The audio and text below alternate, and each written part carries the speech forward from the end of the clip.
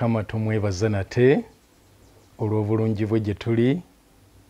Tumwebaza kubanga atukuumye n'atuwa obulamu. Tukyagenda mu maaso ne ekyokuyigako kyaffe ekikwatagana n'okuteesa kwa Katonda eri obulamu bwaffe.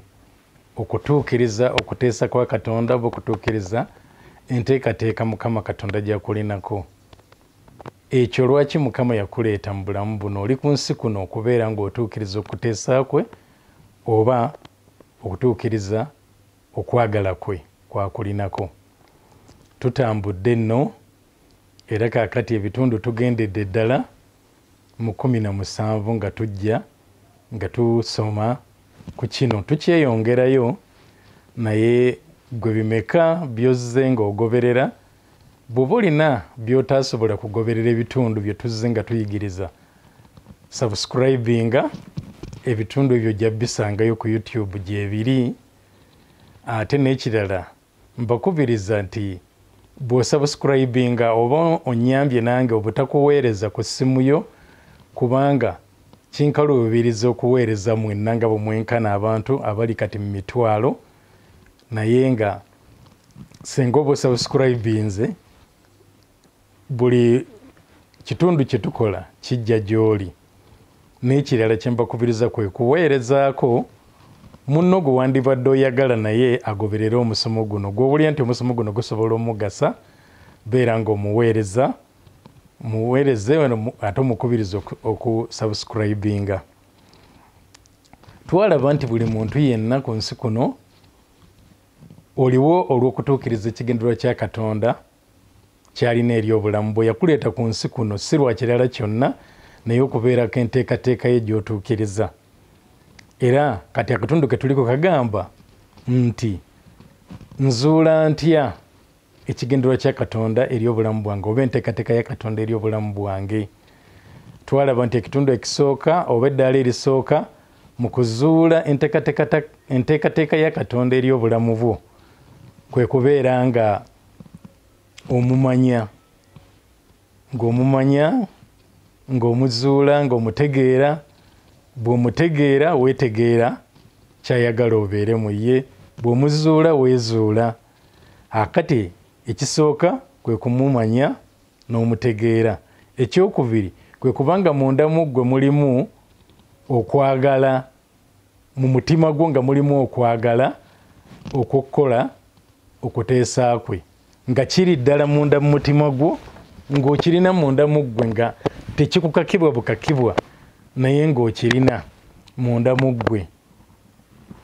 Nasoma ekyawandiikibwa luli Matayo essuula 5 n'olunyiriri lwa 41 nga Mukama waffe atuyigiriza ennono eno nti omuntu bw'akuwalirizanga okutambula naye mayiro emu, tambula naye n'eyokubiri.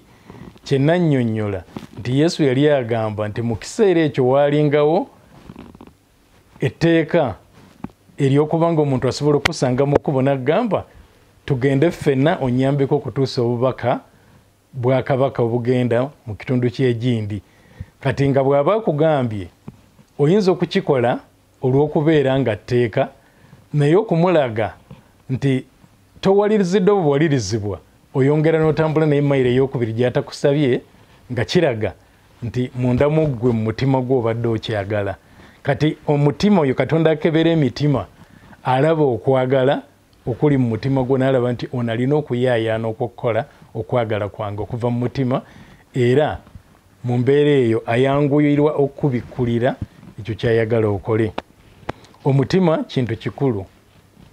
Pawulo bwe yali nga ayogera n'awandiikira Abakolinso mu Bakolinso essuula ey'okubiri, Bakolinso ekyokubiri si ssuula ya kubiri naye Bakolinso ekyokubiri essuula 9 n'olunyiriri olw'omusanvu, yali ayogera ku byakuwaayo okugaba, naye ennono y'emu egenda kubeera nga tugikozesa wano, nga si kuwaayo buwi mu nnyumba ya Mukama oba okuwaayo eri abantu abalala, naye gwe kennyini okwewaayo. Kyangu n'okuwaayo naye nga teweewaddeeyo kuva mu mutima.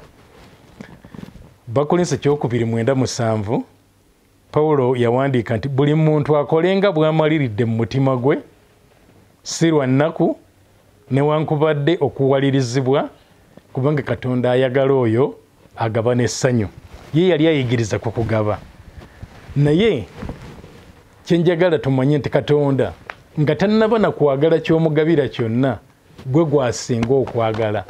Gwe bwe weewaayo gy'ali ne kyowaayo akisiima.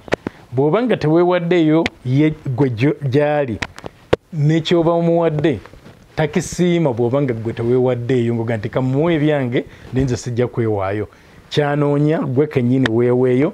Era ebyandika bye tugenda okusoma olwero bitulaga nti abo abaawaayo nga bamaze okwewaayo eri Mukama, ate ekyabwe kyasiimibwa nnyo okubeera nti nno baali beewaddeyo.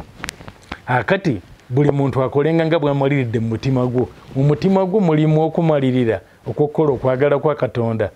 Newankubadde tunnakutegeera, bwe kuba nga mu mutima gwo mulimu okumalirira okugga nti senga mmanyi okwagala kwa Katonda ngenda kukola, ojja kusobola okumanya okwagala kwa Katonda oba entegeka gy'akulinako osobola ogituukiriza. Pawulo era ng'awandiikira Abakolinso alina ekintu kyatuggyirayo ekiraga abantu abaali baagala, ab'e Makedoni abaalina munda mu bo okwagala okwokukola, nga baagala okuwaayo, naye ng'ekibaleetera ekyo kubanga okwagala kwali mu mitima. Ennaku zino abantu abamu bawaayo eri Mukama naye nga tebawaayo lwakuba baagala okuva mu mitima, bawaayo lwakuba waliwo abakase mu bigambo, abagambye kino na kiri, ne kibaleetera okubeera nga bawaayo. Era nga bawaayo kyetwandiyise olw'okuwalirizibwa. Tosize ensigo, tokoze kiki, bw'onooba towaddeeyo tojja kufuna, n'ebirala bingi nnyo ebyogerebwa. Naye abantu abo abawaayo nga bamaze kuwulira bigambo bingi, kye baba bakoze kiba tekivudde mu mitima gyabwe. Katonda kyeyagala kye kiri ekivudde munda mu mutima, nti njagala okukola okwagala kwa Katonda nga kiva munda mu mutima gwange. Kati tugenda kulaba ab'e Makedoni bano nga Pawulo atutegeeza. Bw'oba osomye mu Bakolinso Bakolinso ekyokubiri essuula 8, tugenda kusoma okuva ku lusooka okutuukira ddala ku lwokutaano. Bakolinso ekyokubiri essuula 8 ayogera ku kkanisa eyali e Makedoni oba e Macedonia. Agamba, era tubategeeza abooluganda ekisa kya Katonda ekyaweebwa mu kkanisa ez'e Makedoni, amakanisa agaali mu kitundu ekyo Macedonia. Mu kubonaabona okw'abakema ennyo essanyu lyabwe lyasukkirira. Kyategeeza nti ab'omu kitundu ekyo kya Makedoni, ekkanisa ezo zaali mu Makedoni, zaali ziyita mu kubonaabona, zaali zirina embeera ey'okubulwa, baali mu mbeera nga yakubulwa. Naye ate bwe baali batuuse okubeera nga bakola ekyo Katonda kye yali abasuubiramu, ekyokubeera nga balina be bayamba, baakikola n'essanyu. Omuntu atalina ate nga muli munda mu ye asanyuka okubaako nekyawaayo. Amakulu n'akatono ke yandigambye nti kano ke kange, ng'asobola okukawaayo eri abalala, naye ng'ekimuleetera ekyo kubanga kiva munda mu mutima gwe, nti omutima gwe gwagala. Oba alina oba talina, naye omutima gwe gumwagaza. Kankiddemu. Era tubategeeza abooluganda ekisa kya Katonda ekyaweebwa mu kkanisa ez'e Makedoni. Mu kubonaabona okw'abakema ennyo, essanyu lyabwe lyasukkirira, nti baalina okubonaabona naye essanyu lyabwe ne lisukkirira, n'obwavu bwabwe obwabayinga obungi. Baali mu mbeera nga ya bwavu, nga bubayinza obungi, naye n'agamba byasukkirira mu bugagga obw'obugabi bwabwe. Kyenjigirizako si kyakugaba, ntegeeza okuwaayo eri Mukama ensimbi oba n'ebintu byo, si kyenjogirizako wano. Kyenjigirizako gwe kennyini okwewaayo, kubanga Katonda saddaaka eyiyo gwe gy'asooka. Kati gyenjigirizaako nti bwe mbeera nga mu mutima gwange njagala okukola okwagala kwa Katonda, nga njagala okwewaayo eri okutuukiriza ekyo Katonda kyeyagala ntuukirize, ng'omutima gwange gukinjagazisa, nja kusobola okubeera nga mu buli mbeera yonna nsobola okukituukiriza. Bano ab'omu kkanisa z'e Makedoni agambye nti baalina obwavu nga bwabayinga obungi naye ate mu kugaba kwabwe bagabanga abalina ebingi kuba agambye nti byasukkirira mu bugagga obw'obugabi bwabwe. Olwokusatu kubanga ntegeeza abo baagaba bokka nga bwe bayinza era n'okusinga obuyinza bwabwe nti baawaayo nga obusobozi bwabwe bwali naye ate ne bawaayo n'okusukkirira obusobozi bwabwe ng'eri gye twalabye nti oli bwakuwaliriza okugenda naye mayiro emu genda naye ey'okubiri okumulaga nti mbadde njagala na bano bagamba nti twagala naffe okubaako ne kyetukolera abooluganda. Ku lunyiriri olwokuna Pawulo ayongera otusigira ekifaananyi ekyali mu mitima gy'ab'e Makedoni aga nti nga batusaba n'okwegayirira okungi olw'ekisa ekyo okussa ekimu okwo mu kuweereza batukuvu nga amakanisa g'e Makedoni ge gasaba ba Pawulo n'okubeegayirira nti naffe yadde tuli mu mbeera mbi naye naffe mutukkirize tubeeko ke tuwaayo eri abo abali mu bwetaavu nga bo bali mu bwetaavu naye nga bagamba mutukkirize nti ne babasaba n'okwegayirira nti naffe mutukkirize tubeeko ne kye tukola eri abooluganda abali mu bwetaavu. Olwokutaano n'alyoka agamba nti so si nga bwe nali ndowooza naye baasooka okwewaayo bokka eri Mukama waffe n'eri ffe mu kwagala kwa Katonda. Beewaayo eri Mukama ne beewaayo n'eri abooluganda kati olw'okuba bali beewaddeyo eri Mukama ne beewaayo n'eri abooluganda nga kiva mu mitima gyabwe ogamba nti yadde tetulina naye tuli akatono ennyo naffe akatatumala tusobola okukaweereza ate abooluganda abalala tusobola okukakozesa olw'okugasa abantu ba Mukama. Kyali mu mitima gyabwe bo nga baagala okuwaayo nti senga baalina bingi bandiwadde bingi naye obutono bwe baalina nga nabwo tebaabufissa ne basobola okubeera nga babuwaayo eri Mukama. Ngambye siyigiriza ku kuwaayo eri Mukama njigiriza ku kwewaayo gwe kennyini eri Mukama kuba Mukama gwe gwayagala. Era okuviira ddala mu ndagaano enkadde tulaba ebyawandiikibwa nga byogera ku kuwaayo eri Mukama nga Mukama Katonda tayagala muntu kuwaayo gy'ali bw'aba nga ye teyeewaddeeyo ng'omutima gwe tegumwagazisa. Awaayo eri Mukama omutima gwe gulina okubeera nga gumwagazisizza okuwaayo. Mu kuva Mukama addiŋŋana ekigambo kino waliwo ekiseera nga ebyetaagisa byetaagibwa okukola omulimu gwa Mukama naye Mukama n'agamba Musa nti abo bokka abalina omutima nga gubaagazisa bw'oba otwalako ekiweebwayo kyabwe. Atayagala tampa alina omutima nga gumwagazisa y'abampa. Mu kuva essuula eya 25 olunyiriri olusooka n'olwokubiri tulaba nga Mukama agamba Musa ebigambo bwe bityo. Mukama n'agamba Musa nti babuulire abaana ba Isirayiri bantwalire ekiweebwayo eri buli muntu omutima gwe gwe gwagaza mulitwala ekiweebwayo kyange. Oyo yekka alina omutima ogwagala.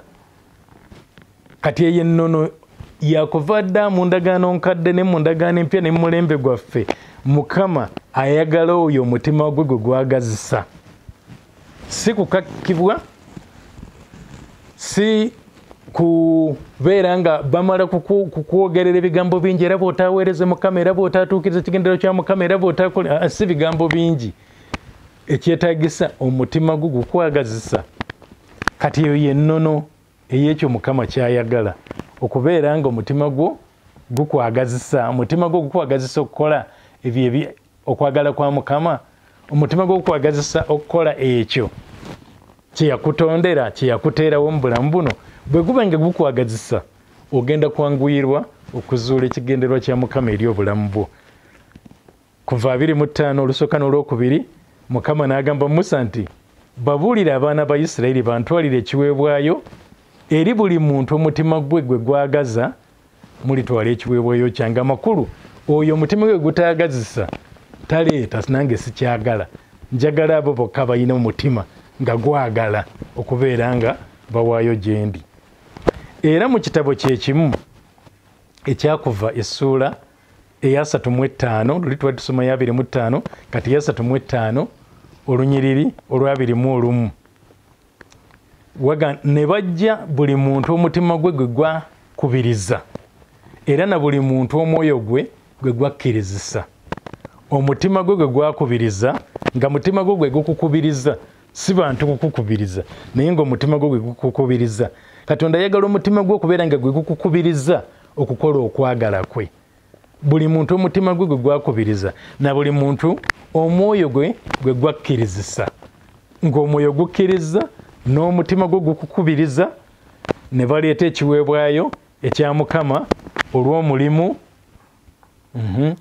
ne gubeera nga bakkiriza okuleeta ekiweebwayo ekya Mukama olw'omulimu ogw'eweema ey'okusinkanirangamu n'olw'okuweereza kwayo kwonna n'olw'ebyambalo ebitukuvu omutima gwo gukukkirizisa omutima gukukubiriza omwoyo gwo gukkiriza nga tonnategeera kwagala kwa Mukama eri obulamu bwo omutima gwo gukwagazisa obulya nga gukukubiriza bw'onaabeera nga oyagala mu mutima gwo ogenda kuzuula mangu nnyo kigenda kwanguyira nnyo okuzuula okuteesa kwa Mukama era ebigambo bye bimu biddibwamu mu kitabo ekyo ekyakuva mu ssuula eyo eya 35 olunyiriri olwa 29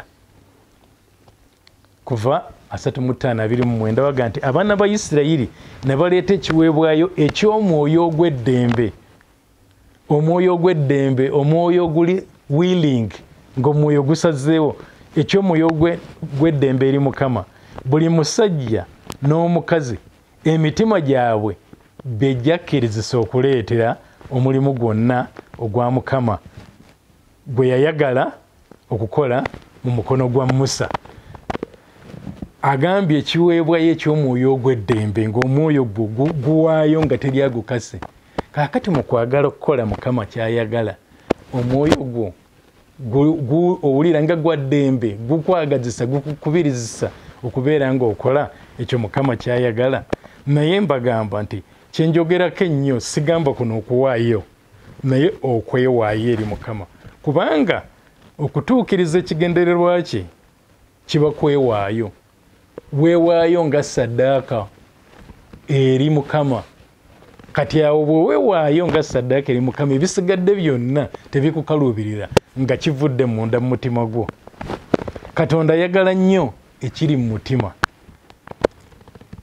eri olunyiriri luli mu Ngero essuula eya 21 n'olunyiriri lwa 27 Ngero 21:27 ayogera ku ssaddaaka ey'ababi ng'omubi awaddeyo ssaddaaka eri Mukama nga Bayibuli egamba nti ssaddaaka ey'ababi ya muzizo eri Mukama Ngero 21:27 ssaddaaka ey'ababi ya muzizo eri Mukama naye ayongerako bw'ati nti bw'agireeta n'emmeeme embi tesingawo nnyo okuba ey'omuzizo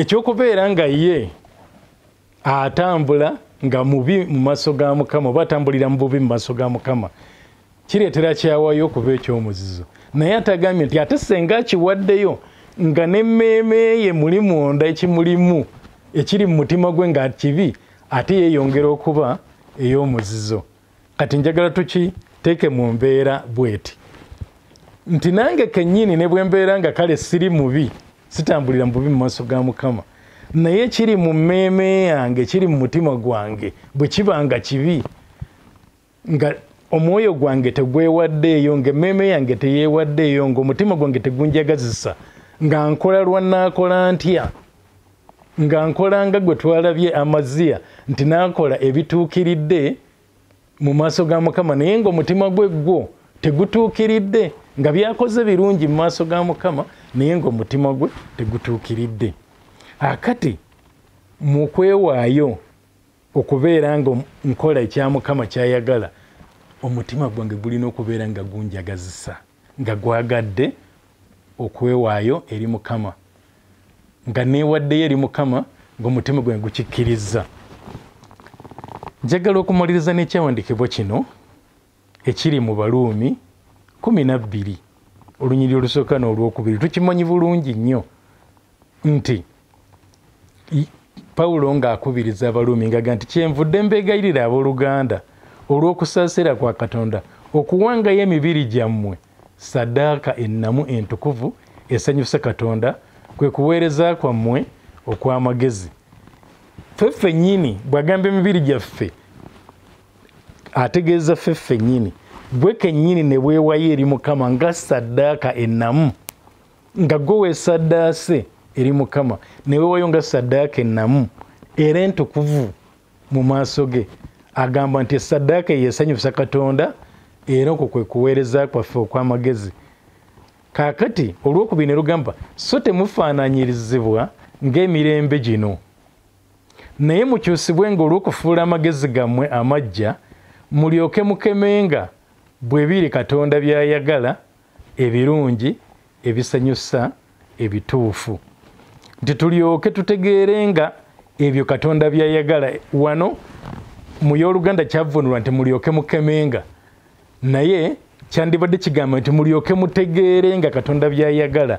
Bwe neewaayo eri Mukama nga ssaddaaka ennamu, nsobola mangu nnyo okutegeera Katonda by'ayagala nga bwe biri, okwagala kwa Katonda nga bwe kuli, ebyo ebirungi mu maaso ga Mukama, ebyo ebisanyusa mu maaso ga Mukama, n'ebyo ebituufu mu maaso ga Mukama. Bwe neewaayo gy'ali okuviira ddala mu mutima gwange, kinyanguyira okutegeera ekyo Katonda kyayagala ntuukirize, kyayagala mmukolere.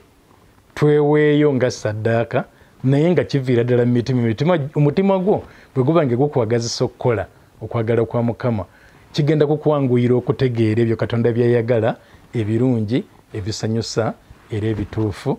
Mukama abeere nammwe era abakole bulungi. Amiina era amiina.